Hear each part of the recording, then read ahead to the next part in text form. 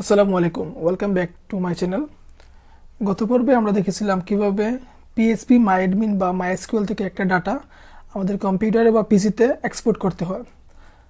তো আজকে আমরা এই পর্বতে দেখব কিভাবে গত পর্বে যেই ডাটাবেসটা আমরা এক্সপোর্ট করেছিলাম আমাদের কম্পিউটারে বা পিসিতে, ওই ডাটাবেসের মধ্যে যতগুলা টেবিল আছে কিভাবে আমরা ওই টেবিলগুলা আজকে phpMyAdmin বা MySQL এ ইনপুট করতে পারি, সেটা আজকে আমরা দেখব। সো চলুন শুরু করি। তার জন্য আমাদেরকে প্রথমে কি করতে হবে, জ্যামটা ইনস্টল করতে হবে এবং সেটা কে অ্যাপাচি এবং মাইএসকিউএলটা স্টার্ট করে নিতে হবে। এটা আপাতত স্টার্টই আছে, সো আমি স্টপ করে আমি আপনাদেরকে আবার দেখাচ্ছি কীভাবে স্টার্ট করতে হয়। ওকে, সো এটা কিন্তু এখন স্টপ আছে, সো আমি এটাকে স্টার্ট করব, অ্যাপাচি এবং মাইএসকিউএল স্টার্ট করতে হবে। তো আমরা চলে যাব গুগল ক্রমে আসার পর এখানে সিম্পলি আমরা টাইপ করব localhost /phpMyAdmin।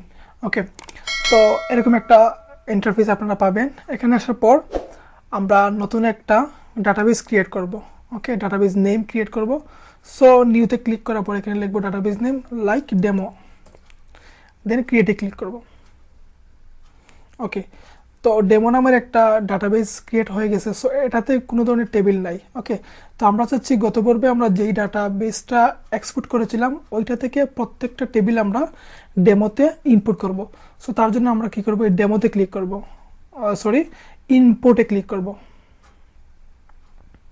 দেন এখান থেকে browse your computer, choose file, এটাতে ক্লিক করব। ওকে, এখন আমরা ফাইলটা চুজ করে দেব। এই যে ফাইল, এটা আমরা কি করব, চুজ করে নিব। সো এটাতে ক্লিক করব, দেন ওপেনে ক্লিক করব। ওকে, তারপর আমরা নিচে স্ক্রল করে নিচে যাব। এখানে আপনার কোনো কিছু চেঞ্জ করতে হবে না, এখানে ফরম্যাট অলরেডি MySQL দেয়া আছে। সো আমরা এটা চেঞ্জ করব না, কোনো কিছু চেঞ্জ করব না, আমরা ডিরেক্টলি ক্লিক করব গো অপশনে। ওকে, একটু টাইম নেবে, আমাদের টেবিলগুলোর সবগুলো টেবিল এখানে ইনপুট হয়ে যাবে। সো ফাইনালি কি হলো, import has been successfully finish, 29 queries executed. Okay, অর্থাৎ এটা থেকে আমরা সাকসেসফুলি আমাদের সবগুলা টেবিল ডেমো নামে ডাটাবেসে ইনপুট করতে পেরেছে। এখানে একটা নোটিফিকেশন শো করতেছে যে সাকসেসফুলি সেটা হয়েছে। ওকে, তো এখন আমরা এটা চেক করে দেখতে পারি। আমরা ডেমোতে ক্লিক করব।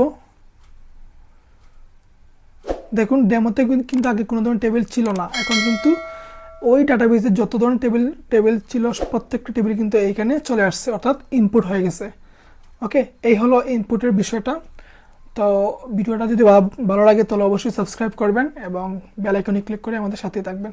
নতুন আরও ভিডিও আপনাদের সামনে নিয়ে আসবো। Thanks for watching this video.